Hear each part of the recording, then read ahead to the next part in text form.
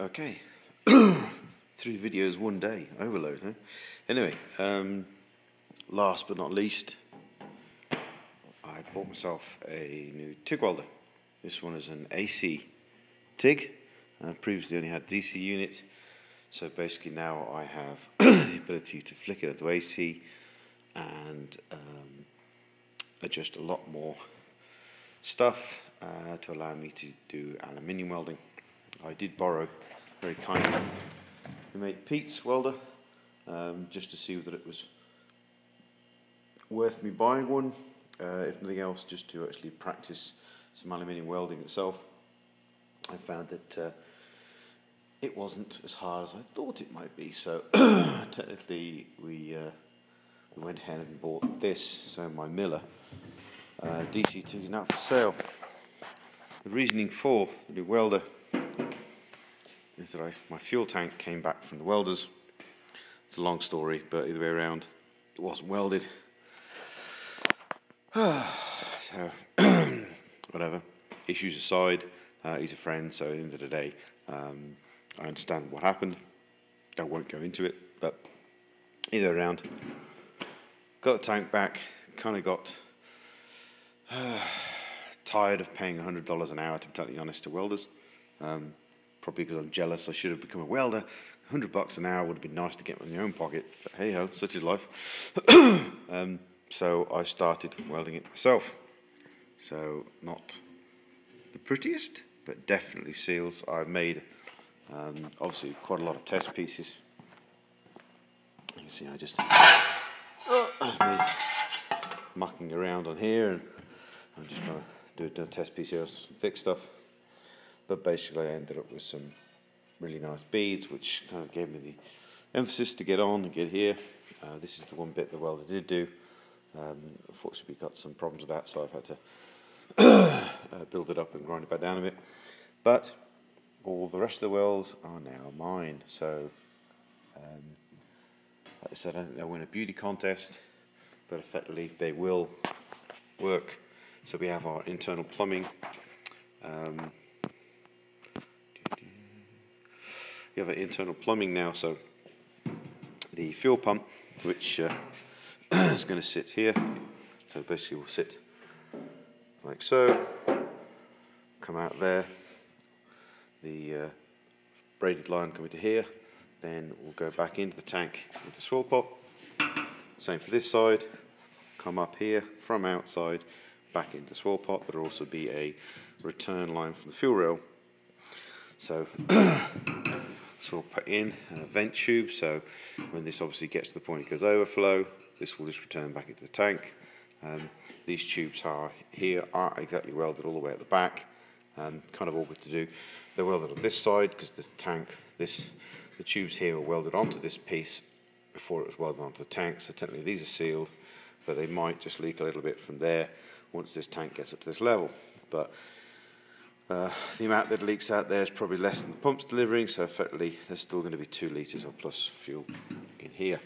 And the fuel from that swirl pot will technically we'll be able to access via those 2 units there. So I shall pull the high pressure the fuel for the high pressure pumps after those.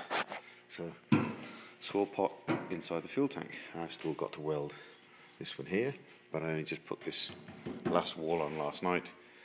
So filler being there, I'm going to have to another vent at the top here, so when the filler tube comes up, we'll just put another threaded bung in there and I'll vent this piece at the top of the tank, which will technically be taller than obviously the infill. That vent line will come back to the fuel cap, so allow it to the fuel to still fill this up. And then we need another fitting top here and top here, and then a tube here somewhere that will fit the ATL dip tube sensor. So this is a cut to length version. At the moment you can see it's a little bit long. Basically you cut the tube, make it to the length, and it sort of auto calibrates, which is kind of cool. So all the parts are there. Fortunately I've got to work now the next few days, so it'll be ready for the next set.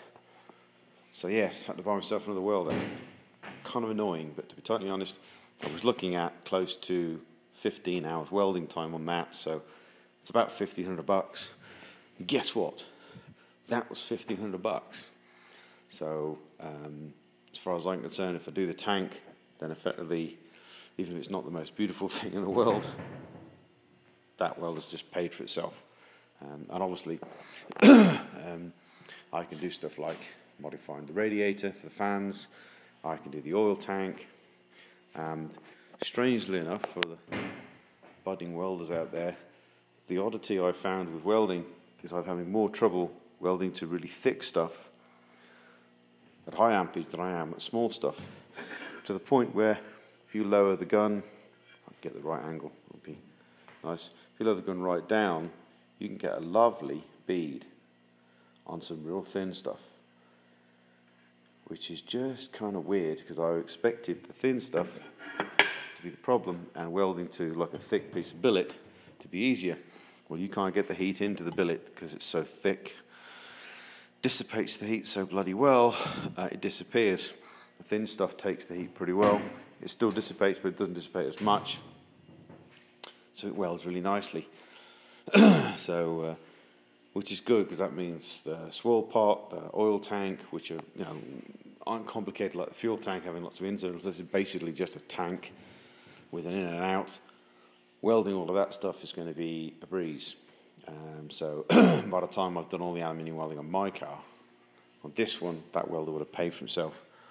Now it's it's a Japanese import, but it's one they're trying to make a bit of a mark of. It's called an Everlast, and basically you get a 3-year manufacturing defect warranty with it. So if anything goes wrong with the machine that's not abused, obviously I'll probably never abuse it because it won't get used that much, they will replace it and repair it if need be. So technically it's a 3-year warranty. They're trying to, you know, break into the, you know, decent price market. But my old Miller Maxstar 200, which is still a current model, will be up for sale now. I can't see bugger all of them. That second hand is probably still worth anywhere from $1,200 to $1,500. So you can see I've just pretty much just swapped my Miller for an Everlast. It should be good, and I'll take my mate's welder back. So you've got 1, 2, 3 TIG welders at the moment. Kind of situation overload. But so far, yeah, I'm quite impressed with it. Has the ability to basically pulse, which basically means you're not putting as much heat into the thing, but you're actually getting a lot of depth because it's trying to dig into the pool and make it deeper without actually putting too much heat in. So the pulse is quite handy, and obviously I can raise the frequency on the AC side on this because it's an inverter TIG. I can lower it down to as low as 20 Hertz, as much up to 250. Whereas the mate's Lincoln is obviously set at the frequency that it comes into the main, so I can move the frequency balance up and down, which basically means moving it from a positive to a negative, so it holds the positive longer than it does the negative side, which is an advantage for cleaning stroke penetration. But that's set at the 60 Hertz, which comes out of the wall. This machine we can alter the frequency on, and a lot more of the stuff which I really don't completely get on with at the moment or understand. So stick obviously don't need. 42T has something to do with the thing of pre and post gas. You know, there's just dials for on this one, whereas on the Miller it's basically all digital. You can come off the screen. But yeah, it's a pretty cool machine. Shitty torch, but you get most of those. Change the head of the torch for a flex head. Bought some other bits and pieces to it, so I'm still learning. I'm still mucking around with test pieces now just to make sure what I'm doing is right. I'm having trouble welding to basically this thick piece of whatchamacallit here. I'll show you the rough and the smooth. That is what I call bloody awful. But basically this piece here, because it's 1/2 inch thick, is soaking all the heat up and dissipating the heat away from it. So I'm struggling to get heat into this to actually build a pool. I can do it on that. This is going to be cut off, and I might even have to just scrapping this piece and starting again. But you know, this would be the support, say, for the actual fuel pump. So if we throw that in there, that's how the fuel pump will sit in there. The fuel pump will sit on that bracket. We'll wire tie that to that, basically so that won't move. And when we want to pull the fuel pump out for whatever reason, we don't have to remove the whole thing from the car. It'll just come out from the side. And obviously this filter crushes, so it's easy to pull that through. Yes, I need to do some more self-training to figure out why the hell I just can't get penetration into this. It's more than likely me, so I'm just going to try and get the settings right and remake another one of those. But saying thin stuff to thin stuff, it's been pretty good. I managed to get the heat into this piece, and this is billet. I managed to get the heat into this piece and weld to that, but it was on an edge. I don't know whether that's kind of helped me.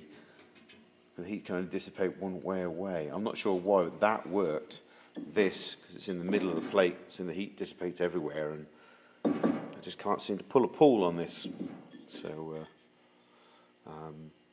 yes, I've got some learning to do. So, but like I said before, if I can weld the tank up without having to pay anybody else 1 penny, then it's worth it for the welder. And by the time I've done the oil tank, radiator, swirl pots, breathe the tank, blah blah blah, it will be much paid for itself. So, oh, geez, 11 minutes, Christ, rabbiting on. Okay, speak to you lot soon.